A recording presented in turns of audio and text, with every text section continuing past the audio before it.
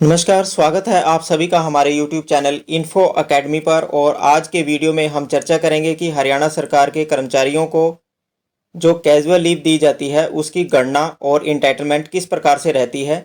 आज की वीडियो शुरू करने से पहले आप सभी से रिक्वेस्ट है कि आप हमारे चैनल को सब्सक्राइब कर लें, वीडियो को लाइक व शेयर जरूर करें। चलिए आगे वीडियो शुरू करते हैं। आकस्मिक अवकाश यानी कैजुअल लीव की गणना के लिए हमें दो प्रकार की बातों का खास ध्यान रखना पड़ता है। सबसे पहले तो हमें पता होना चाहिए कि आकस्मिक अवकाश कैलेंडर वर्ष के दौरान ही दिया जाता है और कैलेंडर वर्ष में 12 महीने होते हैं और कैलेंडर वर्ष को जनवरी से लेकर दिसंबर तक माना जाता है। इस प्रकार कैजुअल लीव की जो गणना के लिए ये दो बातें हमें ध्यान रखनी होंगी। आगे बढ़ते हैं वीडियो में।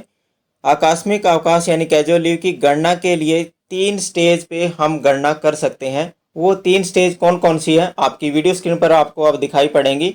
सबसे पहली स्टेज है कैलेंडर वर्ष के दौरान सरकारी कर्मचारी को आकस्मिक अवकाश यानी सीएल या कैजुअल लीव जिसमें कर्मचारी भर्ती किया गया हो, यानी जिस वर्ष कर्मचारी भर्ती होता है उस साल कर्मचारी को कितनी कैजुअल लीव मिलती है। और दूसरी स्टेज होती है जिस वर्ष कर्मचारी सेवानिवृत्त यानी रिटायरमेंट या किसी अन्यथा के रूप में सेवा छोड़ता है या रिजाइन करता है, उस वर्ष के दौरान आकस्मिक अवकाश कितनी इंटाइटलमेंट होती हैं।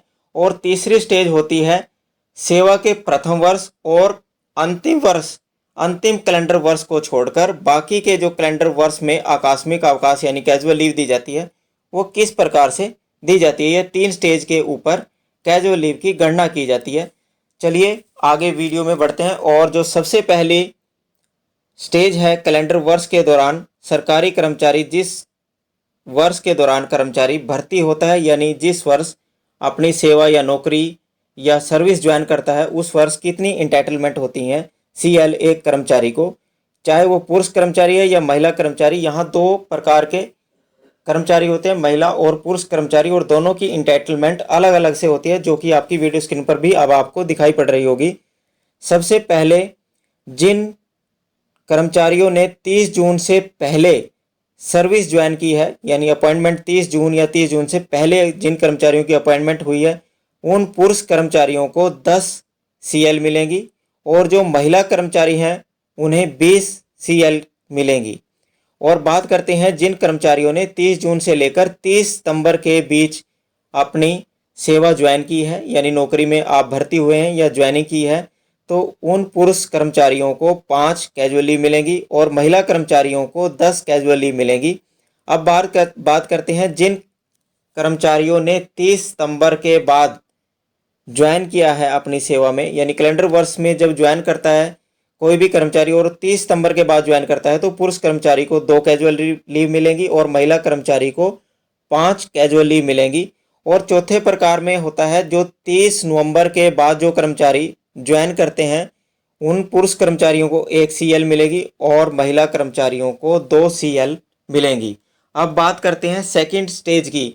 जो सेकंड स्टेज यानी सेवानिवृत्ति रिटायरमेंट के वर्ष जिस साल कर्मचारी की रिटायरमेंट होती है या किसी अन्य कारण से जिस वर्ष में कर्मचारी छोड़ता है उस साल में कितनी सीएल मिलेंगी।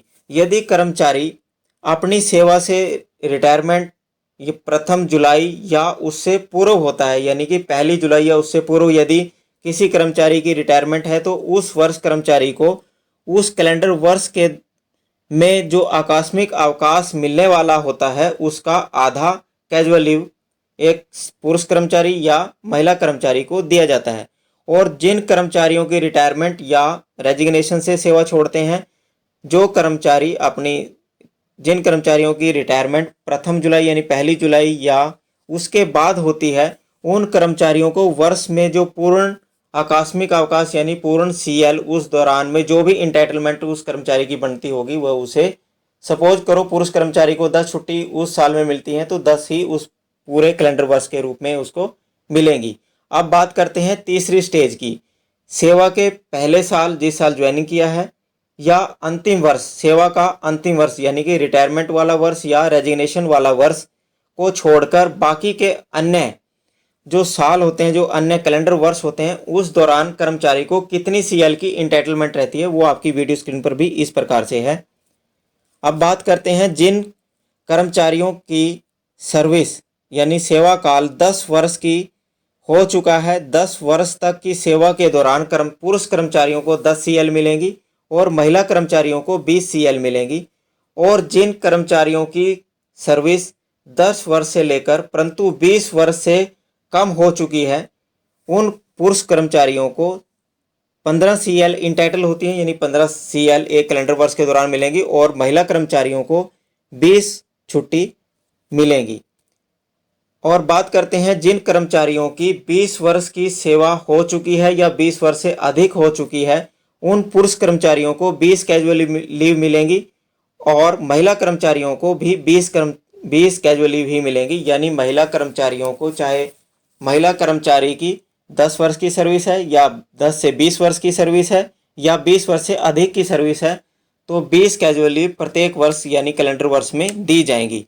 अब यहाँ एक स्पेशल आपको एक नोट बता देते हैं कि जिन कर्मचारियों ने अपनी सेवा का 10वां वर्ष पूर्ण कर लिया है और 20वां वर्ष पूरा कर लिया है, उन कर्मचारियों को एक विशेष बात का ध्यान रखना पड़ेगा कि जिस वर्ष कर्मचारी 10 या 20 वर्ष अपने सेवा के पूरा करता है, उस वर्ष यदि पुरुष कर्मचारी 10 वर्ष पूरा कर रहा है जिस कैलेंडर वर्ष में, तो उस कैलेंडर वर्ष में उसे 15 छुट्टी ही मिलेंगी। और जिस कैलेंडर वर्ष में 20 साल की सेवा पूरा करता है पुरुष कर्मचारी एक, तो उसे 20 साल की कैजुअल लीव उस कैलेंडर ईयर के दौरान इंटाइटल होंगी। इस प्रकार आप सभी कर्मचारियों को अपनी छुट्टी की गणना किस प्रकार से की जाती है और क्या क्या इंटाइटलमेंट रहती है, कितने डेज की एक कैलेंडर वर्ष के दौरान इंटाइटलमेंट रहती है, वो आपको इस वीडियो के माध्यम से पता चल गया होगा। उम्मीद है आपको ये वीडियो बहुत पसंद आई होगी और इस प्रकार के वीडियो देखने के लिए हमारे चैनल को आप सब्सक्राइब कर लें, वीडियो को लाइक व शेयर जरूर करें। धन्यवाद।